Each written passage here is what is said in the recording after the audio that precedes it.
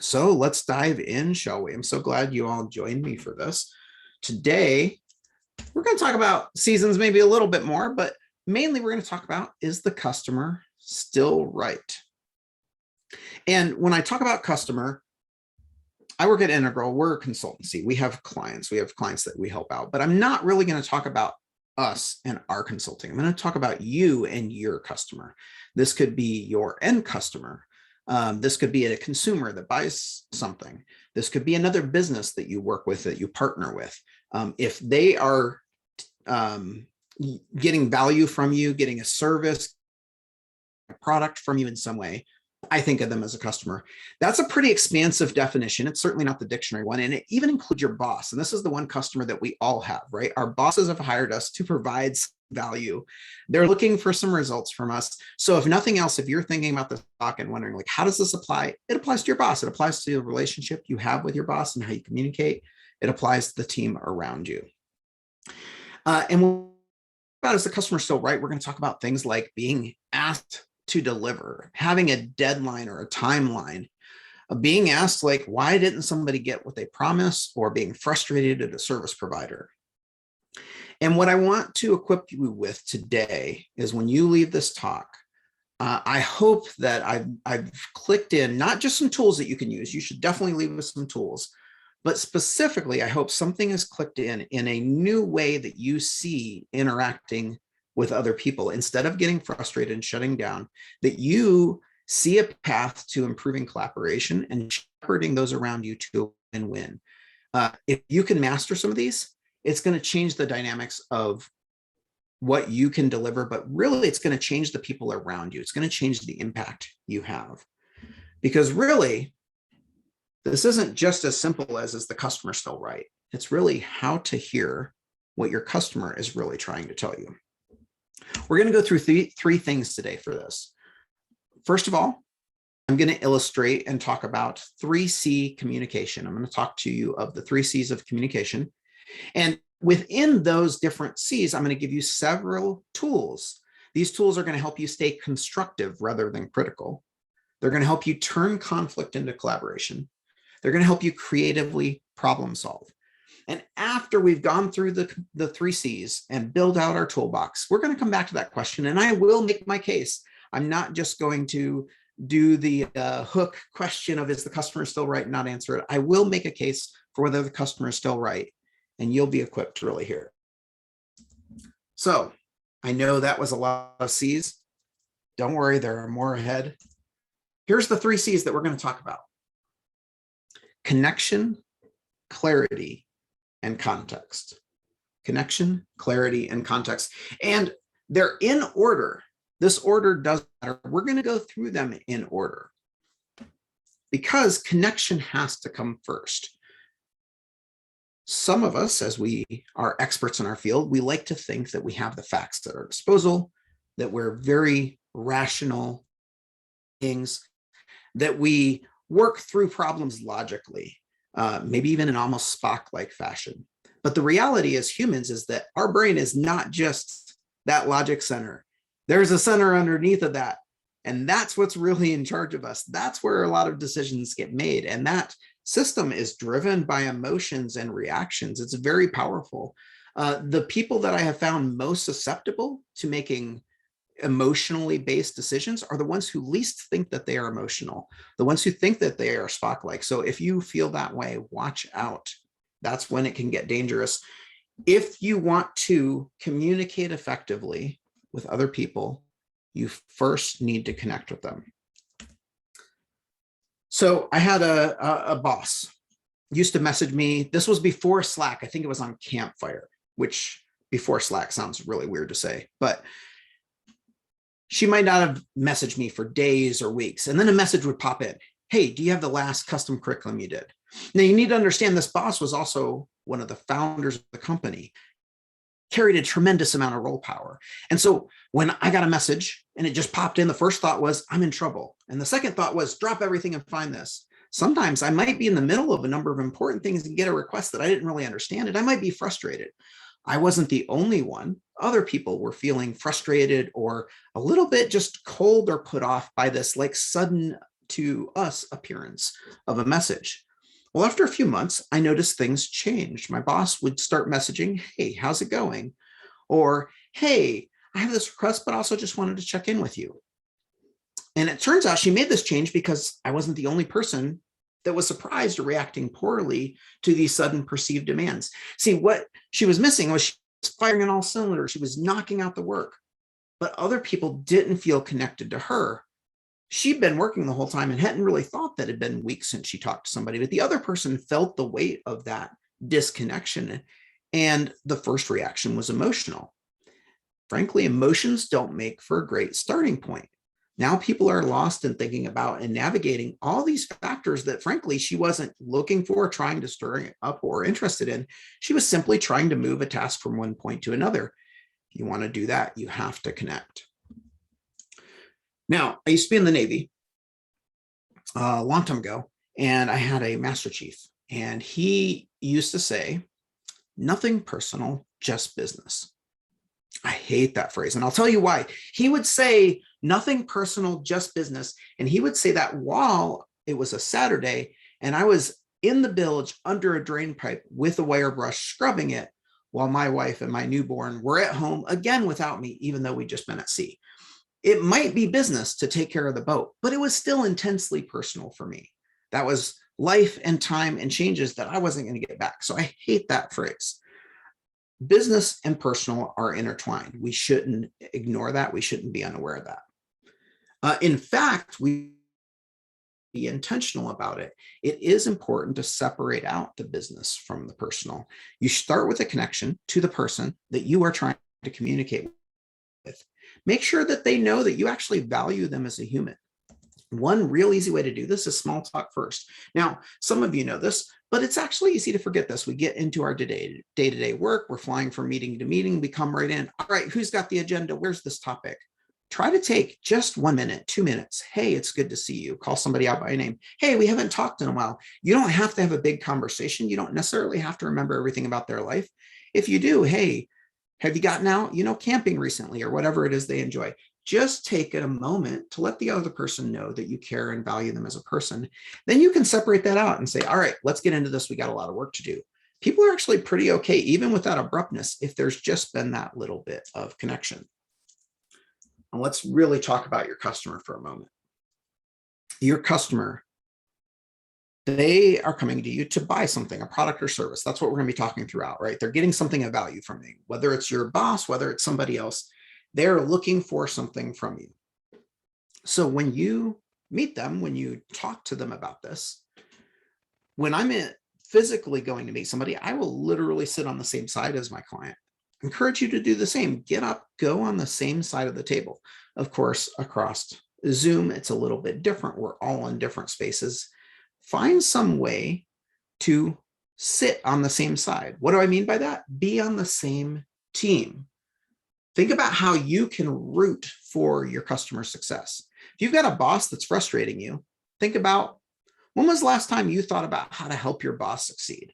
When was the last time you thought about this person on the client that is frustrating you? When's the last time you thought about how you could make them look good and set them up for success? This isn't something you can really fake. If you're really for the other person, it will come through crystal clear.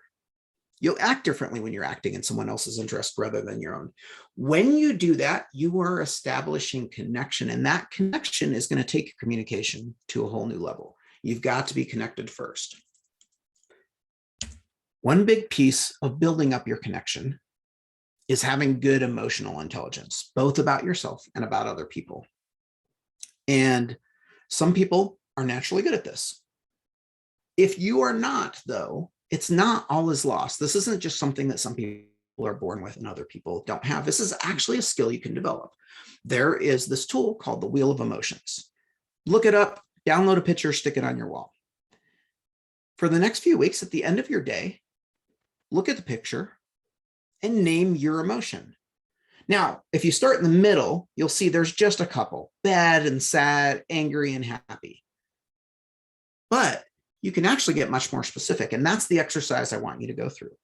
Are you angry, or are you actually let down, or maybe frustrated, or feeling a little critical? In fact, take it a little bit further. There's a big difference between feeling betrayed versus feeling resentful, or feeling disrespected versus feeling annoyed. When you start to identify these emotions, you are building your emotional intelligence. That's your own self-awareness. Being aware of that lets you perform better at work. It lets you realize, like, hey, today I'm coming in actually feeling a little withdrawn or a little bit hostile. I should watch how I communicate. I'm going to need to be a little bit more careful because I'm coming in feeling that way. You can actually look at the decisions you're making and be a little bit more careful when your emotions are in the way and affecting you. But you can take this beyond just your own emotional intelligence. Once you've used this a little bit, you can actually use this in a meeting. Pause at the end of the meeting and just say, hey, I just like one word from everybody. How are you feeling right now? We're not going to discuss it. We're not going to judge it. We're not going to do anything else with it. I just want to hear from everybody how you are feeling. Go around and let people say their emotions. That will help you build up your emotional intelligence and understanding of your peers. And it might shed light on a meeting you thought went well, and every person is some manner of frustrated or distracted. You can start to realize, oh, okay, I need to compensate for those emotions to make my point here. Hey, stop. There's a question in the chat. Not the one about pumpkin spice, I presume. No, not the one about pumpkin spice. Let's see. How do you apply connection when the customer wants a Spock-like engagement? What do you do when attempts at essential connection are rejected? Oh, Paul coming right out with the super hard questions. I love it. We'll talk a little bit more about this later on. Do they truly want a Spock-like engagement? Maybe. Or are there components there that they want? The big key I'm going to give you here is to stay curious. So thank you for segueing right into my next slide. Stay curious. Ask them more about what they want and what would work for them. If your attempts at essential connection are rejected, that can happen. The other party may not be interested in connecting. Here's the thing. You can still be for the person. You can still try to make them succeed. You can still try to find out what makes them tick and try to meet them closer to where they are. Most likely, if you continue in that vein, they will reciprocate at some point. It can take a while. The other part of this is you might have run into a person that you're just not going to gel with. You can still be for them, and then you can also just kind of work with everybody else around them. All right. We might come back to that question, Paul. That was a really good hard one that I think pulls in a lot of pieces here. So feel free to ping on it again after we get a little further down. A lot of these tips, both in connection and throughout, are really going to be grounded in this idea of staying curious. But that's a little bit about connection. Let's move to the next C, clarity. Clarity is about being easily understood, avoiding ambiguity. And the first part of clarity is another huge part of all of communication. You communicate most effectively not when you are talking, but when you're listening. I think we have some clients joining us today. I'm so excited that you're here. One story that jumps out of me about this recently is about active listening and the importance of paying attention here. And we're going to draw several tools out of the story. So a client asked for this big picture view of their business. They asked us to come in and help with that. We nodded, we asked some questions, we understood, we got right to work. We quickly identified a key area of the business to dig in where we could show them how they could make immediate progress and they could really start seeing business results right away. So we showed our work as we do. We show it often. We showed it the next week, and they said, "Oh, okay, this is nice. Well, this is good, but we'd like to see this in sort of in context of that bigger picture." So we nodded and we went back as a team and talked about it and said, "Okay, we need to include, the big picture they're asking for that." So we adjusted our work and our plan a little bit that week, and we brought it back. A week later to show them our work. We continued digging in. We continued like going down this path of really refining how they could get good big business value. Brought it back. And again, they said, this is great, but this is just one piece of a bigger picture. We really want to see that whole bigger picture. So that third team, I stopped our team, paused this dead in the water. And I said, hey, each time we say that we listened and we understand, but it's clear that what we're delivering is not satisfying their need. You probably have this. Has your boss ever come back to you a second or third time and asked for the same thing? If a customer repeats the ask, you need to stop. And I need you to tell yourself, I'm not hearing them yet. I'm not understanding them yet. I need to stop. I need to listen, and I need to get on the same page. So what we did there is we stopped and we said, okay, we don't fully understand what they need. We asked some questions to clarify. We're going to deliver what they are asking for, what they need, what they say they want. We don't quite understand why it's not gelling with our picture and our explanation's not landing. But we do know they're asking repeatedly. Clearly, that's what they need. Let's deliver that. Most businesses honestly don't listen to their customers. They just keep going. Hey, we already know how to build this product. We know the market. We know how to ship it. We know how to get the parts here. We're going to do our thing. Customers are often trying to tell us what they actually want from us. If we stop and really listen, it'll require us to change our mind and see new things. It also will result in a drastic difference in the connection and communication with our customers. So what do? We adjusted completely. We delivered that big picture ask. The moment we delivered that, they said, that's what we've been asking for. That's what we've been looking for. We need to bring this and share this with these other people. We need to use this. And now we can see clearly how your other work fits in. Now we can proceed on that work. We needed to unblock them to move along with us to the next step. And we were trying to skip a step when really we needed to bring them along with us. Customer is telling us what we needed. We needed to listen. So if your customer repeats the ask, stop, listen, and get on the same page. Once you know that you've got to stop and listen if you're not communicating, there are several tools that can help you get that clarity, drive that clarity out. Get free from obscurity or ambiguity. I'm going to give you several quick tools, but you've got to come with me on a short journey. This is Peru. We're going to take a trip within Peru, home of the Inca Empire, once mighty, and specifically, we're going to look at the language of Quechua. This is actually a family of languages rather than a distinct language. Those who study linguistics have determined how to break down like what separates a language. So we've got people here in this from all over the US. We've got some different accents, some different dialects, probably even some different slang words between us.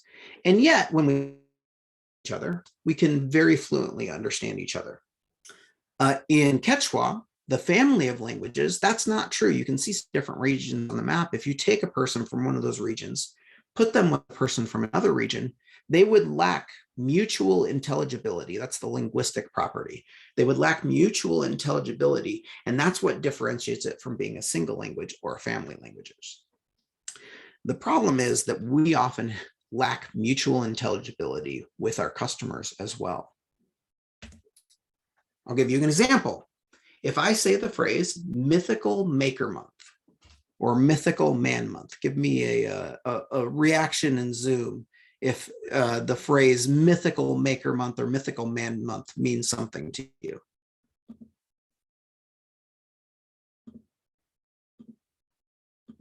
I see a couple of reactions. All right. A few there. Mythical Maker Month. First of all, I don't know if anybody else is using that yet. A friend and I came up with this. If you've read a specific, the phrase Mythical Maker Month or Mythical Man Month might make entire concepts and experiences leap to mind. It's a shortcut for a whole bunch of ideas. It's jargon. But if you've never heard of the phrase, you've never heard of the book, then it's just jargon. The thing with jargon is when you hear jargon, clearly the words hold some meaning, a lot of meaning for somebody else. But they don't convey anything to you. They don't help you at all. What do? Replace jargon. One thing you do is replace it with an analogy. For example, too many cooks spoil the broth. There's probably a better chance you've heard of that, too many cooks spoil the broth, than the industry specific Mythical Man Month. But even if you everyone's a little familiar with cooking, the idea of too many cooks getting in and working on one pot of broth and not working out so well carries a little bit more weight. Replace your term with analogies. Another thing you can do is use ubiquitous language. The way to do this is you make a glossary and you share it across teams. You can build it up on your website. You write down your domain specific terms, your acronyms, your key concepts down. You define them, you share and review them periodically. So if you have something that is jargon and it's key to what you do, then you need to make it a part of your ubiquitous language. Finally, we mentioned acronyms. Don't use TLAs, even if you have a military background. For those of you without the military background, by the way, TLAs is 3-letter acronyms. Don't use them. Spell it out. We have these days. They'll autocorrect and type for us. They'll spell correct. We really don't benefit from acronyms nearly as much as we used to. We don't usually need the space savings. Oftentimes, they're not that much faster to say, if at all. And generally speaking, they add a lot of confusion as soon as you have people coming and going around project or work. And certainly if you're dealing with end consumers, they're not interested in your acronyms. Just tell them what it is they need to know. All right, some of these tools might seem pretty familiar from writing. And in fact, that's a great shortcut. If you really want to up your game in how you communicate, there's a whole field of writing that has spent a lot of time with the Shrunken White Guide to Good Writing. Even just looking up good writing principles will help you out here. There's one in particular that I think you should add this tool to your toolbox if you do not do it already, and it will up your game. See, a lot of us now communicate pretty regularly over something like Slack or Teams, some kind of instant messengers, and we certainly communicate over email and over text. Have you ever been in a Slack thread and somebody will share a proposal? Hey, here's how we should get this feature done or whatever. And you start responding, you start writing, oh, that sounds good to me. While you're writing, somebody else posts a message, you hit enter, and now you're saying that looks good to something you did not intend to agree to with somebody you did not intend to agree with. I don't know about you, that happens to me all the time. One thing that you can do, instead of saying that looks good, I agree, I'm not sure if it will work. You can change these. You can get rid of the pronouns and say, the proposal looks good, or I agree with your timeline. Even better than I agree with your timeline is, I agree with 3 days to resolve the presentation bug, right? Or instead of she answered her question, but it was confusing, we'd say, Elaine answered Charlene's question. Avoid the pronouns, especially subject and object pronouns. Not always, not everywhere, but when you're trying to increase clarity, especially if it's an independent message. I see a few messages, so I'm going to pause for a moment for questions. Jonathan, how do you let the client know you are not understanding them while instilling confidence in the client? We are the experts after all. Ooh, I like that question. There is a misconception that people say, I don't know, are maybe not that expert after all. A couple parts to this. One, we live in a very big world. We are past the information shortage time in industry. We're very much in information overload. So I don't know by itself might be weak. I don't know, but I know who to ask, or here's a path that I can find out. Do you have any ideas? Is actually opening yourself up to be helped. And people love to help other people. So I don't think it's as much of a weakness as it is perceived. The other factor I like to keep in mind is Have I shown anything or done anything to demonstrate my expertise recently? Okay, then I should have a little bit of confidence in that and be willing to open myself up to saying, I don't know. Generally speaking, saying, oh, we're not quite getting you on this, we can usually ask another follow-on question or provide some sort of option on how to get to clarity that will reinforce that we do still, know what we're doing, right? We all have the desire to look good around people, but I think if you focus on actually getting to understanding, a lot of that appearance stuff can drop to the side a little bit. Let's see. Paul, how would I explain this to my grandma or my grandpa? I like what you say here, Paul. There's something that I'm taking from an old mentor of assume infinite intelligence, but not familiarity with your field. So when you're talking to somebody else, assume they are exceptionally bright. They just don't happen to know your field. And I think, Paul, that's kind of what you're talking about doing here.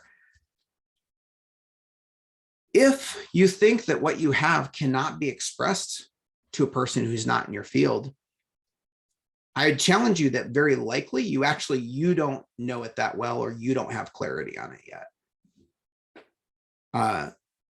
Our ability to convey ideas clearly to people outside of our field is more based around our ability to communicate than it is the limitations of what can be communicated.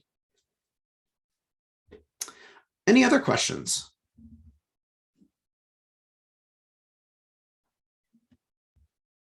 Great. All right. I'm going to keep cruising.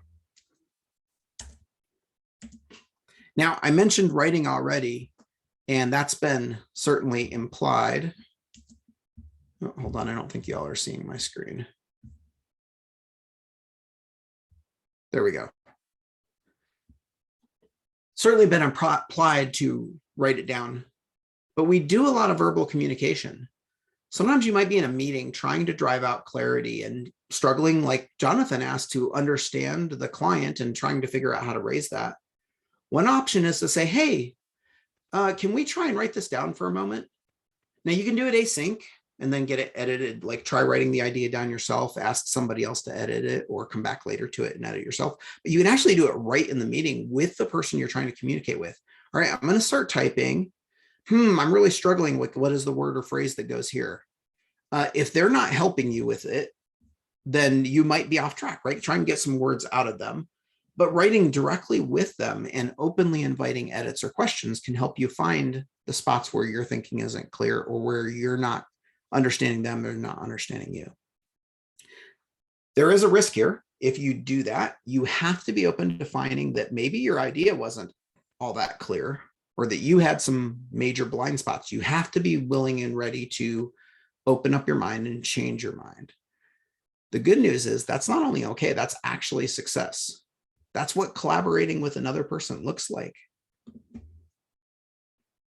One other example for you, another tool that you can use. If you, like myself, find yourself to be long-winded, if you write long emails or long Slack messages, I'll share a little secret with you that I figured out years and years ago when I was doing customer service for a laser radar system.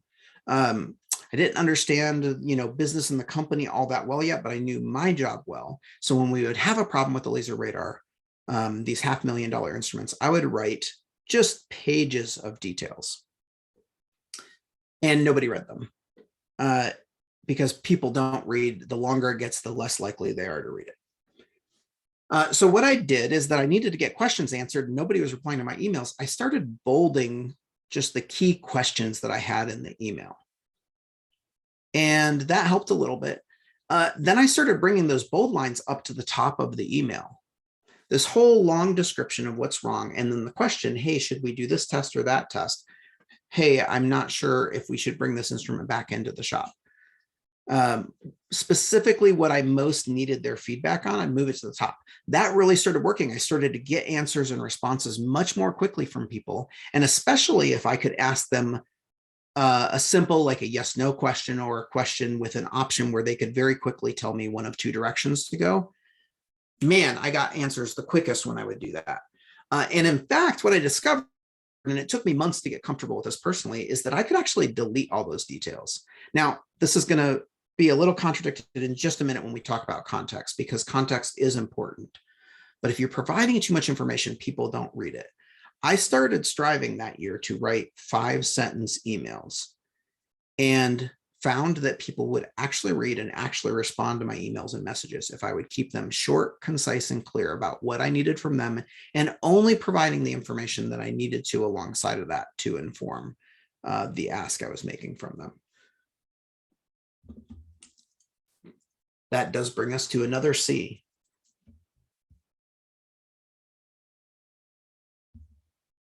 Joke. An email that is longer than a phone screen is the best place to hide the bodies. That's so true.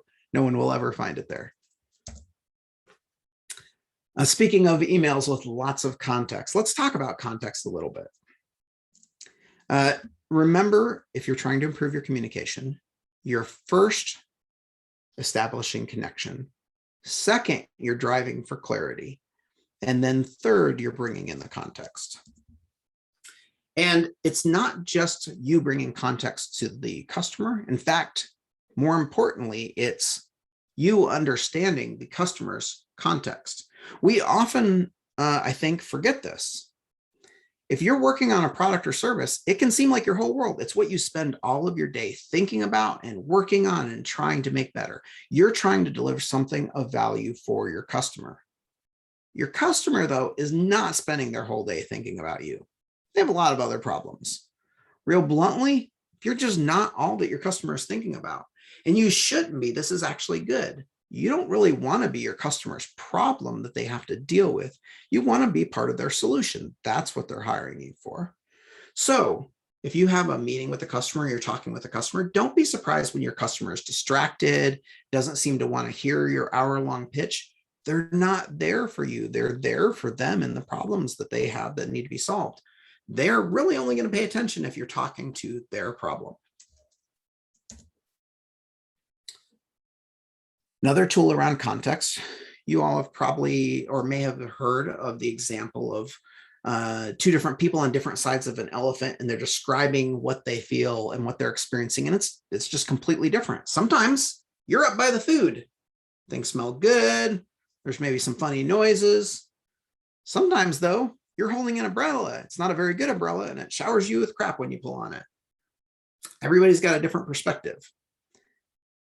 It's not just that other people need to take your perspective, but rather that you need a perspective take for the people that you're talking to. If you don't think about what the place that your audience is in or your customer is in, you're very likely to miscommunicate. Now, I'm just going to say I'm still working on this myself. I don't know about you, but I live in a world that if I look around, the world is just all around me, almost as if I'm in the center. That's how we walk through life. It's not a surprise that we get confused and start to think that we're in the center of the world. We see everything from our own perspective. I find that it requires for me an active exercise before a meeting of stopping and saying, who am I meeting with? What are they coming from? What are they dealing with? What might be on their mind? I have to intentionally do that in order to meet them where they are. And I encourage you to take the time, think about the perspective of your customer. What are they really going for? That can really help. I think, Paul, you asked a question earlier about somebody who maybe seemed like they wanted that Spock-like mode. Well, think about why. What is it about them and their job that is bringing them into that mode? Is there a way that you could understand their perspective and meet them more where they are at? Is there a chance that they will then hear you and understand you better? That's what you've got to strive for. Another tool that you've probably heard of, 5 W's. Ask why 5 times, pop the why stack. Now, when you're doing this, it needs to be out of a place of staying curious. If you come at it like, why? But why do we have to do it that way? You're not going to get very good results. Again, that connection has to come before. But if you are rooting for your customer, then Jonathan, to your point of what if you don't understand? Well, if you're saying, I don't quite understand why you want us to do this, when we know that we have a deadline in 2 weeks, can you help me understand that? If you're legitimately seeking understanding, that why is going to come across very differently. You can also take this 5W tool and take it just a little bit further, because it's not really just 5 whys. It's all of the W's. 5 whys, 5 whats, 5 whens, 5 wheres, and 5 hows. W's at the end, but it still counts. As long as you stay curious, as long as you're trying to help the customer succeed, and as long as you're recognizing, hey, they're repeating themselves, that means there's something I'm not getting, then you can try to drive towards more context and more understanding with these W's. You can also use this in reverse. If you're communicating to your customer, have I told them why? Have I told them what? Have I told them when? Have I told them where? Have I told them how? Are you providing the right W's when you make an ask of somebody? Hey, I'd like you to buy this. They probably need to know why they should buy it, where they should buy it, when they should buy it. Anybody ever seen a post for a new show and you're like, oh, that seems super cool. I have no idea how to find out any more about it, or where it is, or when it is. Never mind, I'm going to go do something else. This is actually pretty easy to do. Forget to provide the context. This is a mistake I make that I try to avoid in Slack. You probably do this as well when you're communicating. Send off a request to somebody else you're working with. You tell them what you need, but you don't tell them when you need it by, why you need it by that time, where you need it delivered. Lots of miscommunications happen that way, and upsets happen that are avoidable. There's another tool that I want to drive out, and to do that, we're going to go back to the Quechua language. Hey, Steph. Yes. Before you move on, there's a question from Prachi in the chat. Oh, thank you. Prachi, for 5W, sometimes the client does not have enough understanding to explain, but wants to continue anyway. How do we proceed? Ooh, such a good question. Does not have enough understanding to explain. Well, there's two parts to this. I'm going to take it as you stated it, that they don't have enough understanding to explain, but I want to highlight the other option, which is they do know the reason, they just aren't communicating it to you in a way that is clear for you. By staying curious and trying different approaches. So, hey, my why questions aren't working. Can I try a different approach? Is there something I can ask that will come at this from an entirely different direction? Hey, can you tell me how you're imagining this working in the timeline? What do you think will happen on next Friday? Right? Get them to describe maybe a picture of the vision that they're seeing, or, hey, who is asking you for this requirement? What's driving this for you? I have a really good story about this that I will share in a little bit further, but I will say this is where creativity comes into play. If you have connection, you ought to have enough room to start getting creative with your questions and trying different approaches. And again, if you've got that connection with them, you'll have earned you get a little more patience while you try to drive that out. There's also some discretion here. If you've tried asking a couple different ways and you're getting the same answer, which is, look, I don't need to talk about this. I need you to do it. Go do it. You're not going to get anywhere in that conversation. And you may not get to find out why right now. You may not get to find out whether their boss is breathing down their neck, or whether there's some big business transition happening there that they can't talk about, or whatever. Sometimes you just don't get to know that. In those cases, honestly, like, you have to do your best. The other thing I'll recommend is just getting help from somewhere else, right? You can always reach out to a mentor, a colleague, somebody else at your work, and just say, I'm this message. I tried asking these questions. I didn't get anywhere. Quite often, the other person will just see a way that you didn't think of to get through it as well. I will save the story and come back to that, but very good question, Prachi. All right, before we talk about that story, I want to talk a little bit more about a couple more tools here. The first one is evidentiality. You may have guessed now that I like languages. That's a thing I enjoy. I enjoy programming languages, but I also really enjoy human languages. And in looking at Peru in this family of languages, the Quechua family of languages, it has this interesting feature called evidentiality. So in English, you can make a statement like, Ted took that fish. Now, you don't have to state any evidence. You just make the claim. That's it. That's all you have to say. In fact, you can later claim you meant different things with that. You can be very ambiguous with it. That's not possible Quechua. This isn't a feature of very many languages, but in Quechua, the speaker must assert the evidence for their claim. They must say something equivalent to, I saw Ted take the fish, or I heard that Ted took the fish, or even there's a rumor Ted took the fish. Each of those is communicating very different things. And I just want you to imagine for a moment, if you and I were all working on a project and we were talking to each other, if our language required us to make the evidence for each thing we were passing along. We would have to be clear about whether we heard it from somebody else, whether we had confidence in it, or whether we directly, were the source for that claim ourselves. There's a lot less room for misunderstanding and ambiguity. Of course, it's still possible to lie. That's a problem in any language. But a lot of other problems of misunderstanding can kind of go away. Now, here's the key takeaway.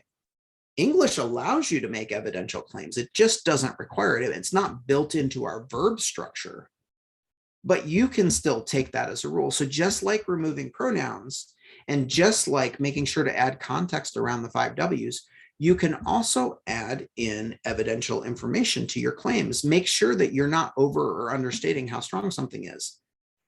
Instead of, we have a deadline next week, I heard from the PM that we had a deadline next week. Right? This isn't about throwing somebody else on their bus. It's about communicating clearly and with context where we're getting information from, and it can shortcut a lot of miscommunications that happen.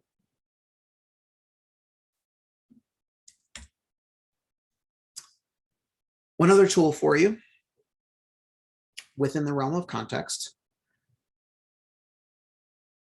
If you are trying to argue a case against somebody else, we're talking about evidence. How do you frame the case of the other person? Well, if you want to bash them, you use a straw person version of their argument. That straw person is essentially like the convenient, easy version of their argument that you can quickly tear apart. That's if you want to bash them. That's not really what we're trying to accomplish when we're trying to figure out if the customer is right and figure out how to hear them. If we want to instead convince somebody, really make progress in an argument or a debate, there's a debate technique called the steel person technique. And this is the strongest, most compelling version of the case that you can state. I think it was Rob, who's on the call, who actually introduced me to this name for the idea. When you finish describing their case for why that should be a deadline, when a feature should come out, what the feature should be that they're buying, they should agree with your telling of their argument. Now you're in a place where you truly understand them.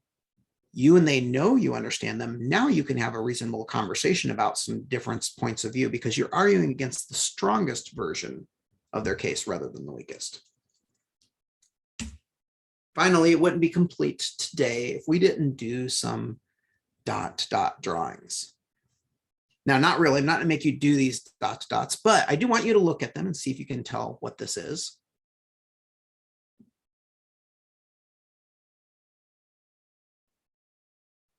Probably pretty easy to recognize this one. Before I tell you what it is, I want you to imagine that this is you describing to your boss or your customer the feature you've been working on for the last few weeks, the thing that you've been developing, whatever the project is that you're delivering on. You've been asked for an update, and so you just start describing all these little dots, all these little details, these pieces that you worked on. Now, if you describe it reasonably well, your customer, your boss might look at it and go, oh, I see. That's a bird. But what if your project or your feature, the work that you're working on, what if it's a little more complicated? You start describing all of these details, all of these pieces, and your customer asks some more questions. So you provide some more dots, some more details. Can anybody tell what this is? I'm legitimately curious if anybody can tell what this is. I see spider, oh, golem, rabbit, octopus, angelfish. I like these. These are good guesses. Flying horse, nice. Pokemon. All right, all right. Marlin, map of the UK, great. None of these are correct so far. Knight on a horse. Some of you are kind of close-ish. All right, if we actually draw the lines in here, and my daughter does this for me, thankfully, this is a hydra. It's pretty hard. Honestly, this is actually a lot like some of our work, right? There's new problems rearing their heads every time we solve one. Now imagine your customers in their house. They're maybe looking at your app or site. They're looking for a new product or service. And the description they get from your site is this overwhelming like detail and dots. It's pretty hard to figure out what it is and if they want it. Much better if we draw the lines for them, if we connect the picture for them. One more example. All right, this one, feel free, I'm going to give you a moment to guess. Pegasus is good too. I'm going to give you a moment to guess. When I am talking to somebody and sharing my expert view of the situation that I've spent hours or even weeks of work on, I tend to pick out some key dots. And if they don't seem to see it, I add more dots. I add more details. Paul, this actually reminds me a little bit of your question. And Jonathan, I think of your question where the shoe is on the other foot, right? If the customer is trying to describe what's going on, we're not getting it. So we ask some questions and we get more details, we get more dots back. It can be hard to see the picture when all we have is a bunch of dots that we're not connecting together. You can actually do the dot connecting together exercise together. You just have to start stating your assumptions. All right, you said we have this date and this date. So it sounds like there's a week between those. And this week, we're supposed to do these 3 things of work, right? You can start to draw dots out. But when the shoe is on the other foot, when we are actually talking to our customer, they're not really wanting to hear about the final picture.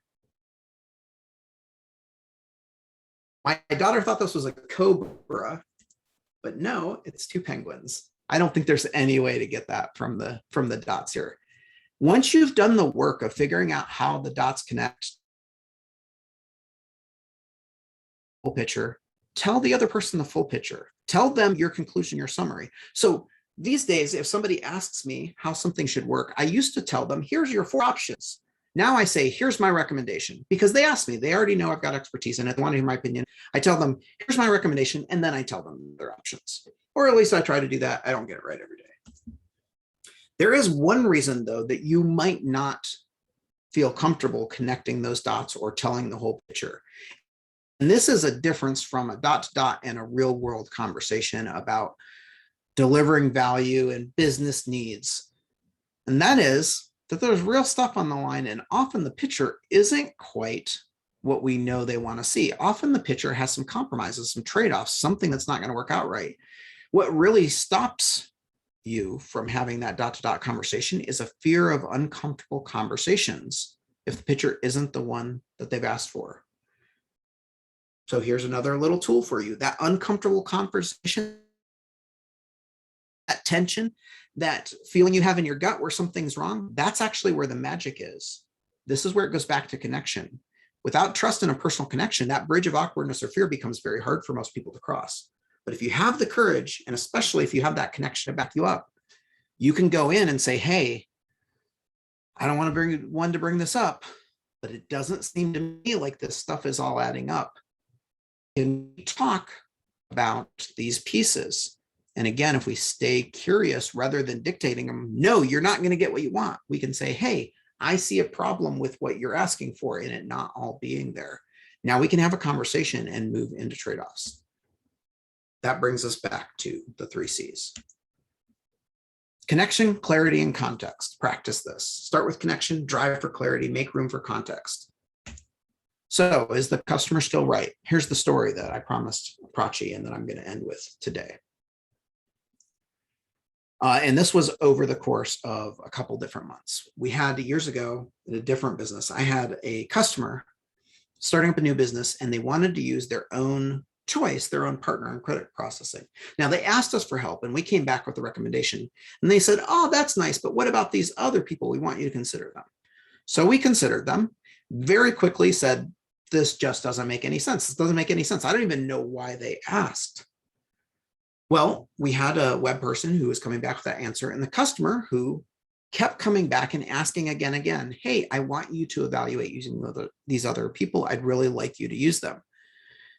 After a couple of weeks, it was clear the customer was getting frustrated. And so I was brought over from the mobile part that I was working on into the conversation. The moment I jumped in, it was really clear to me that we weren't hearing the customer.